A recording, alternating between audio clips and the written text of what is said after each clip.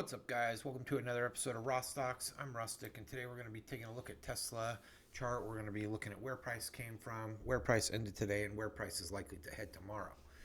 Before I get into it, go ahead and smash a like, subscribe, share with all your friends if you like the content that I continue to bring you guys. As far as the Tesla analysis, we did a SPY analysis, been doing some YouTube tutorials on how to use things in TradingView. Also did a live session trading SPY and Tesla side by side today, which was a lot of fun. And thanks to all the supporters who tuned into that.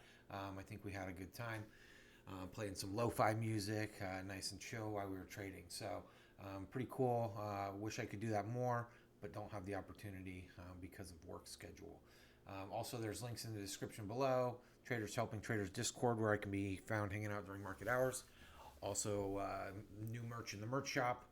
Always developing new things. A lot of them are trading themed or money themed merchandise, sweatshirts, hoodies, track pants, all kinds of stuff. So if you want to support the channel, that's one way you can do it. And without further ado, we'll jump into the charts. Okay, so we've been talking about this bull channel for the last, basically 2 weeks, almost 3 weeks, right? And we were playing shorts down here. We got a reversal.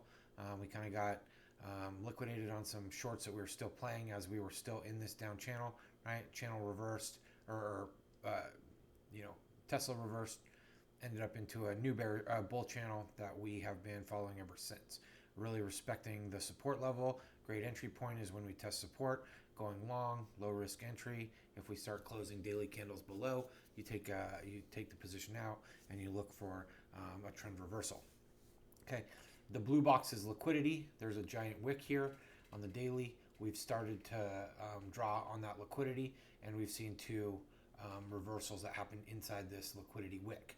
Right. We also saw something over here, similar, as we were, on this one. It was a topping candle where we drew on liquidity. We took all that liquidity, we sold off. Right. This is not a top candle, so it might be a different scenario that we see play out, but it is a very long wick, and we know liquidity and orders sit in there. And every time we've gone into it, we've sold off from it. So do we continue to push up into it, remain in this channel, take all the liquidity that sits in that wick? It would be a kind of probably a situation where it might trap some bulls and then see things sell down. That's one possibility. Right now we closed today's candle, somewhere near the median of the trend line.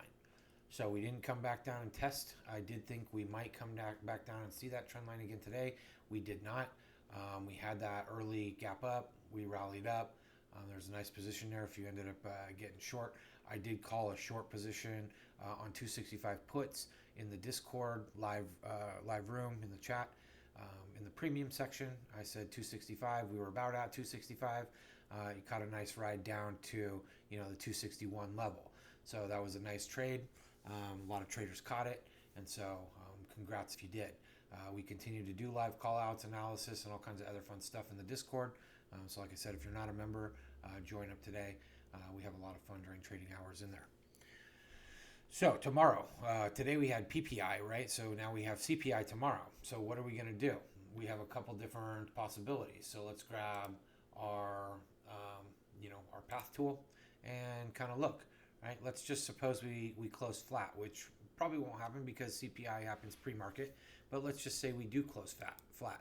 Okay, so what we could possibly anticipate, and this is on daily chart, so it's only gonna allow me to go day by day, and I'll show you as we drop down what that might look like. But we could expect a potential rundown to try to test, break that 260 level, test that 258, right? The trend line of support in that bull channel, and then see price start to run back up. Okay, so that's one scenario. Scenario number two, we open flat again and we continue to push up. Today, the day before, we've respected this new trend line, this bearish trend line that we set with the high of yesterday and the high back in September. And it's respecting that. It respected it again today as it tried. Do we get another potential push up to that trend line and then we see a sell off again? That's also a possibility. We do know that we're running up to earnings on the 18th, and so does price want to continue to push up into earnings? Possibly. I kind of expect some kind of pullback before we, make that final, what I think was the final push into earnings, where I think eventually we will find some kind of top and probably sell down. Not entirely positive. There's always the chance that, earnings surprise everybody. Earnings are really good. Elon doesn't mess it up by talking, and we see things, take out this high and maybe head higher. We'll see. We have been kind of watching this head and shoulders pattern. It's getting a little wonky as we continue to push up to, these highs. So the shoulders are definitely not even, and the neckline even-ish. So if we drew it out, let's go ahead and look at that. We've talked about it before, but we got a shoulder, right? Neckline, head. If you use candle bodies instead of wicks, I guess it's a little bit cleaner. And then right shoulder, which would dump. We haven't seen that happen yet. We don't know if it's going to happen. So far, we have one black candle, but we're still in this bull channel. So what we want to do is see that bull channel break, see this fair value gap break. We'd be targeting lows here, potentially this fair value gap, potentially lower lows. But seasonality suggests that Tesla's going to have a strong last 3 months or final quarter. And so we'll just have to see what happens. I do expect some kind of pullback to come here in the near future, whether that's this week or next week, prior to earnings, the earnings call. However, we are, only a week away, and so we'll have earnings call next week, and that's going to be a market mover. That's why I kind of think we're going to see an early pullback, a run into next week, possibly selling day before, day of earnings, something like that. So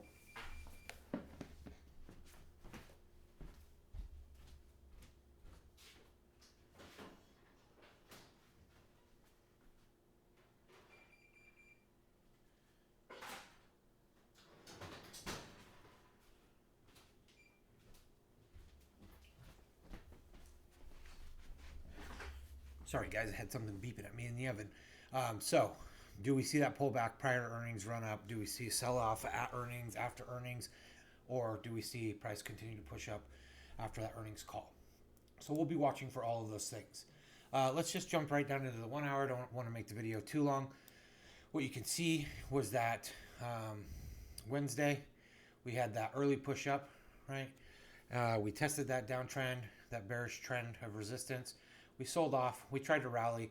We had kind of a very late sell-off at the very end of the day. It wasn't major, but it certainly did show that a more minor trend line wanted to be respected, and that was something like this, right? Kind of like that, and you'll see it on the smaller time frame. I'll show you a little bit better. But that early sell-off or that late sell-off a few minutes before close was a kind of bullish or bearish look. And so I do think that, again, we have our daily range containment low here, right? But again, as we know, as the daily candles or as the hourly candles paint or even the lower time frame paints, that range contained starts moving up. I did change our bull bear pivot. Previously, it was at the median levels, but because of how sticky this 261 price has been, I'm saying that's the bull bear pivot for me.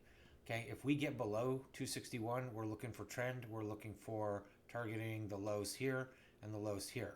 Okay, 252 and 250. We do know that max pain has risen to 260 now. It was 255 previously. So it looks like some puts are starting to load up at the 260. So do we want to take that 261 out and trade lower? We'll see. See if the odds are in the bulls or bears favor this week. Again, because we have the bullish channel, totally possible that we see continued upside even up into this liquidity. So if you get a chance, if you're bearish and you get a chance and you get this break or you get this exit here, I'd be looking to take your profit. I wouldn't be banking too hard on us going way down here necessarily right this second. So just something to look out for. Again, this channel, liquidity up here. We'll drop into, I'm going to mark off a few of these real quick for you guys. If you're following along with the charts, we're going to look at low here, okay, and low here. And we got to start breaking down out of that channel before we target that. And then, again, we got the fair value gap down to 256. And it is totally possible that we see a drop down to 256, 255-ish, and then an immediate rebound. It'd be a false breakout or breakdown of this bull channel support, right? Trap some bears and then kind of rip it back. So wouldn't be surprised.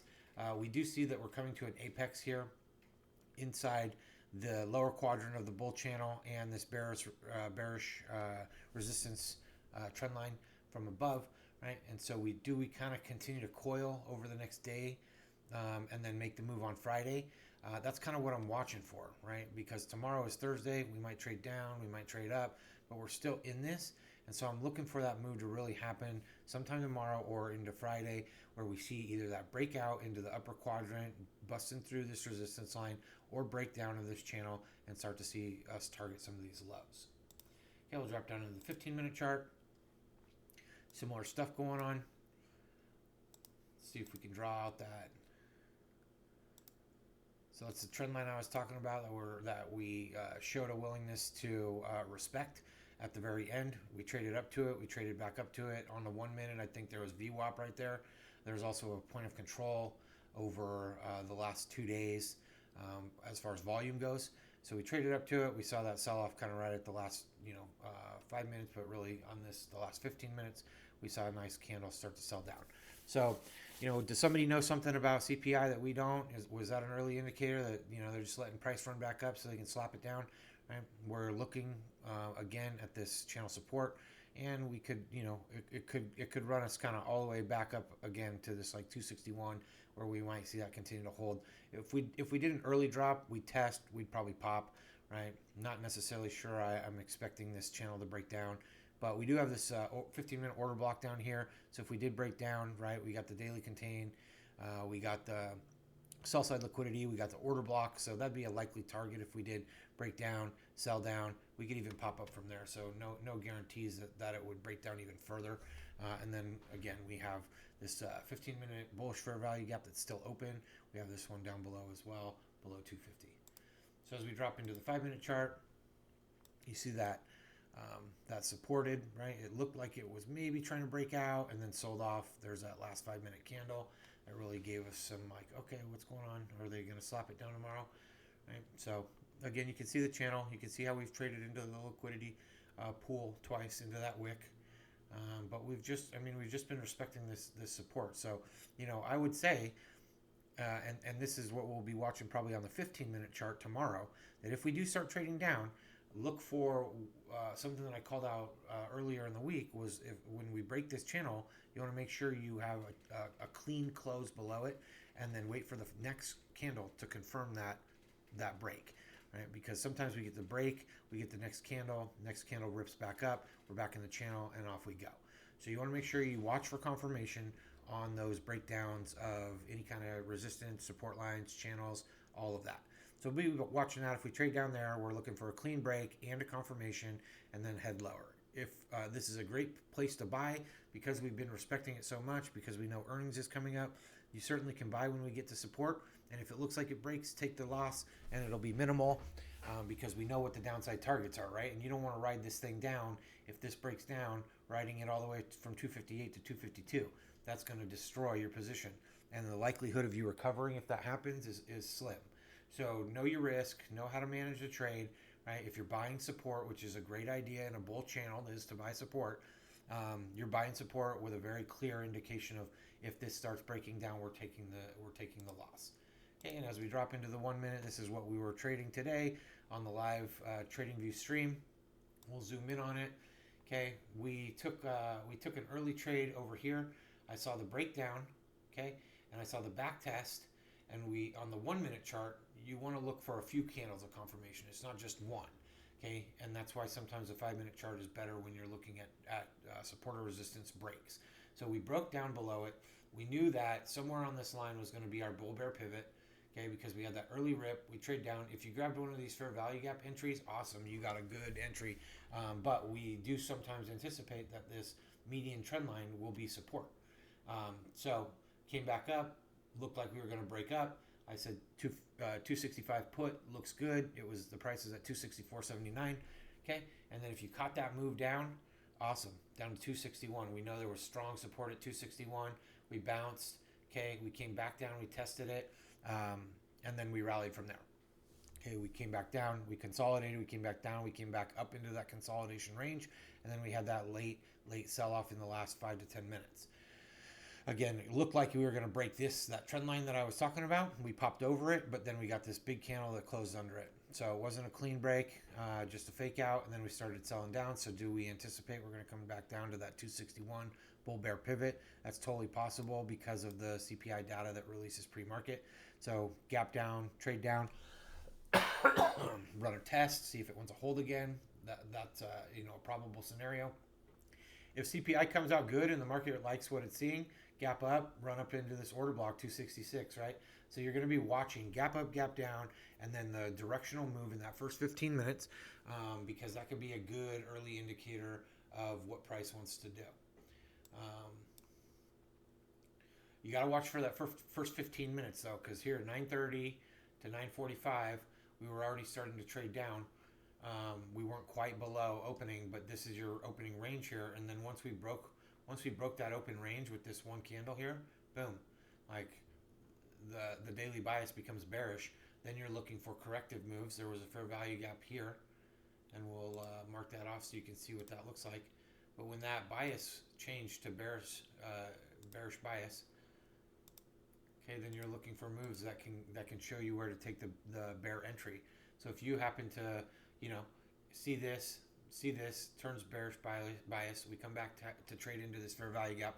I didn't get this entry and I didn't call it out, but it was at 262, 262.33, and we called it out at 264 something. So left a little money on the table with that entry right here, but daily bias bearish, pulls back into a fair value gap. That's one of our indicators that you can go short in a position or go long depending on if it's a bearish or bullish fair value gap. All right, we'll extend that across because I bet you if we come back down and test this and we hold in this channel, we will come back down. It's magnetic. We know that about fair value gaps. You slap a magnet in if it helps you remember that fair value gaps first repel price and then attract price. Okay, so we got a magnet there. We know liquidity is above. We know our target's below. So we'll just, again, we're watching for what happens tomorrow, whether it's gap down, gap up, first 15-minute opening range, and then when that range has either a breakout or a breakdown, that's going to be your bias for the day, and then you're looking to enter a position on some kind of confirmation of the move. Okay, so I hope this information has been helpful. I really appreciate all you guys' support. Don't forget to smash a like, subscribe, check out the description below, and we'll see you guys on the next one.